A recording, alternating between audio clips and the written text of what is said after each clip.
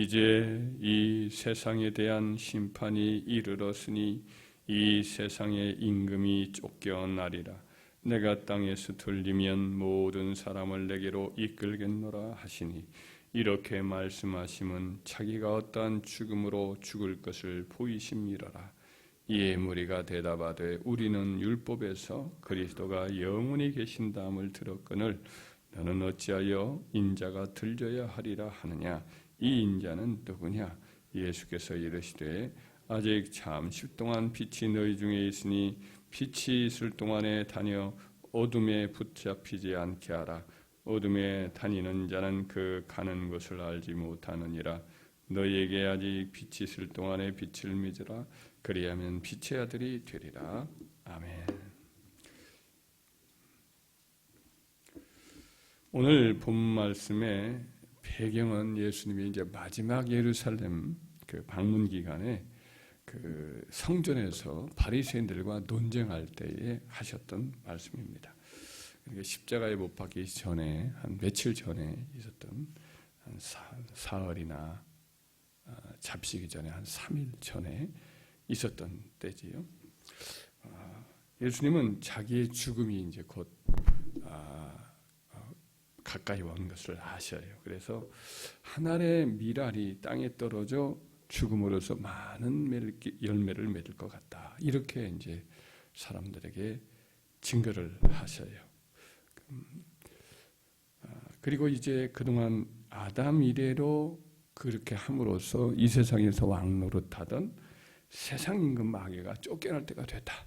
이렇게 선언을 하시는 겁니다. 그러니까 예수님의 십자가의 죽음과 인간의 구원과 그리고 악한 영의 지배와 이게 사실은 연관되어 있는 거죠. 수많은 영혼들을 귀를 막고 눈을 어둡게 하고 미혹해 해서 결국은 하나님을 믿지 못하고 우상과 잡신을 섬기고 그렇게 해서 이제 지옥으로 끌고 가는 것, 이게 이제 마귀의 목적이지요. 그래서 이 마귀가 지금도 사실은 일하고 있습니다. 이리저리 사람들을 끌고 다니고 눈을 어둡게 만들고 귀를 어둡게 만들고 마음으로 하여금 하나님을 붙잡지 못하도록 계속 역사를 하고 있는 거죠. 그렇지만 그동안에는 그렇게 강력하게 역사를 했었어요. 그러나 우리 예수님이 이제 십자가에 못 박혀 죽으시면 그로 인해서 마귀는 이제 그 권좌에서 쫓겨나는 거예요. 임금 자리에서 쫓겨나는 거예요. 임금 자리에서 쫓겨난다고 해서 반란을 안 일으키는 것은 아닙니다. 반란을 일으킵니다. 왕이 쫓겨났어요. 그러나 그 왕이 자기를 따르던 지방 토호들과 함께 더불어서 새로 임금이 된 사람을 대항을 하고 싸우는 일은 우리나라 역사에도 많이 있지요.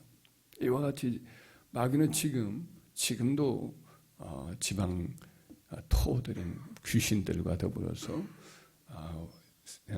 권자에 오르신 우리 주님과 맞서 싸우기 위해서 지금도 여러 모양으로 일하고 있습니다. 이런저런 방법으로 일하고 있고 마지막 때에 가까우면 가까울수록 또 최후의 발악을 할 것이라고 계시록에 말씀한 대로 자기 때가 얼마 안 남은 것을 알고 크게 분내어 땅에 내려가서 우리 하나님과 예수의 자손들을 향해서 계속해서 지금도 일하고 있음을 성경은 말하고 있습니다. 그러므로 이 영적인 것과 관련이 있습니다.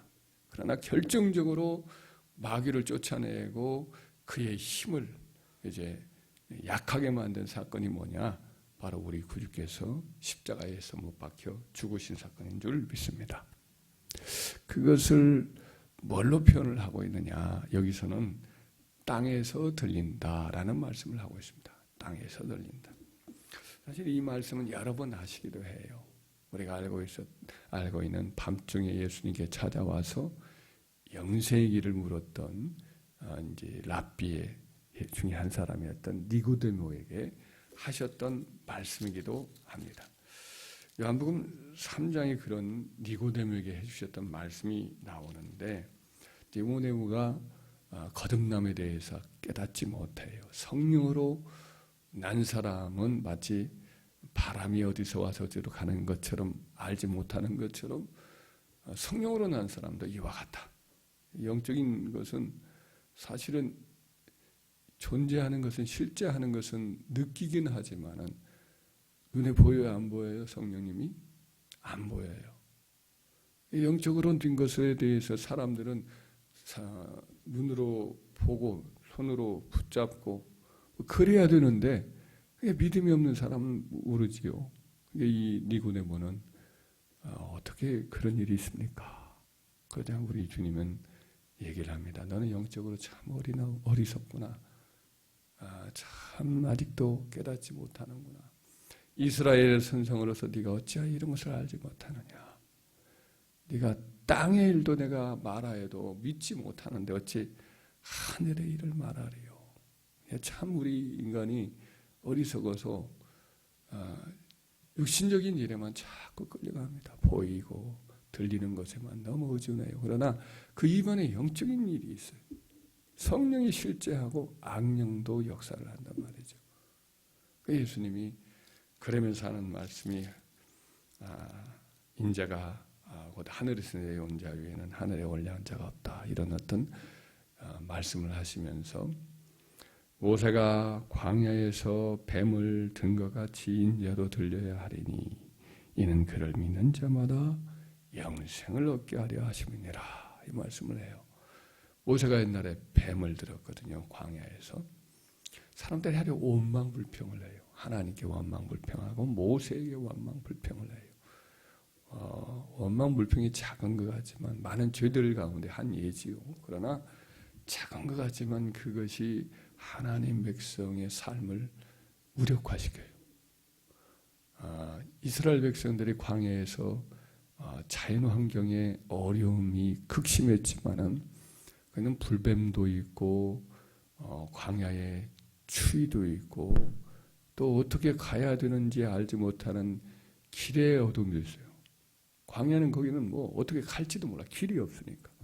근데 하나님이 친히 길 이루어 주시고 불기둥과 구름 기둥으로 따뜻하게 또 시원하게 그들을 광야에서 지켜주시고 장막 칠 곳을 미리 가셔서 찾으시고 그래서 거기에 머물게 하시고 그래서 한 사람도 자연환경은 극심하게 안 좋지만 망하지 않았어요. 그런데 이 사람들이 하나님을 감사치 못하고 원망불평을 해요. 원망불평하고 자기 환경을 탓하고 사람들을 탓하고 모세를 탓하고 결국 어때요? 하나님이 참다 못해서 보호막을 싹 거두어 가시는 거죠. 하나님의 은혜의 얼굴빛을 우리가 등 돌리면 바로 자기 앞에 그림자가 나타나요. 은혜의 햇빛을 향해서 우리가 나가야지 은혜의 햇빛인 우리 주님을 향하지 않고 자기 자신과 세상을 바라보는 순간 캄캄함이 찾아온단 말이죠. 그래서 바로 보호막이 사라지니까 불뱀들이 나타나요. 뭐 드글드글한 것이죠. 원래 광야는 불뱀들이. 근데 불뱀들이 모아서 사람들을 꽉꽉 물으니까 다 죽어가니까 다 죽어가요. 그러니까 그때서야 뭐 살려달라고 모세에게 매달리니까 모세가 하나님께 부르짖었지요. 부르짖을 때 하나님이 모세에게 말씀을 합니다. 놋으로 뱀을 만들어서 장대에 매달라. 그리하면 그것을 바라보는 자 쳐다본 적 살리라. 이 말씀을 해요. 이 모세는 그대로 그 말씀을 따라서 놋으로 불에 녹여가지고 뱀의 형상을 만들어 구불려가지고 장대 위에다가 매달아서 사람들 위에다 세워놓고 쳐다보면 살리라. 그랬더니 그 말을 믿는 자는 장막에서 죽어가다가 기어 나와서 그걸 바라보니까 그 순간에 서서히 몸에 있는 도끼가 사라지고 부기가 빠지고 마음이 맑아지고 정신을 차려지더니 사는 거예요. 근데 그걸 믿지 않는 사람들도 있죠. 모세에게 반감을 가지고 또 말도 안 되는 방법이잖아요. 그런다고 낫겠어요? 뱀에 물린 것이. 그러니까 안 쳐다보는 거죠. 혼자 인간적인 방법으로 이리 뛰고 저리 뛰는 거지요. 의사들을 불러보고 거기도 이제 의사들이 있었겠지요. 약초를 다 해보고 별짓을 다 해봐도 안 나요. 결국은 죽어가요. 그런데 단순하게 노뱀을 바라보며 살리라 라고 한 그 말을 바라보고 그 말을 믿고 기어 나와서 그것을 바라봤던, 노뱀을 바라봤던 사람들은 다 낫더란 말이죠. 바로 그 노뱀이 뭐냐?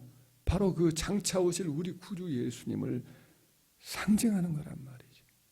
인간의 모든 죄, 뱀 자체가 처음부터가 아담과 하와를 미혹해서 죄로 이끌었던 그 악한 원수 마귀의 또 그것이 하나의 모형이잖아요.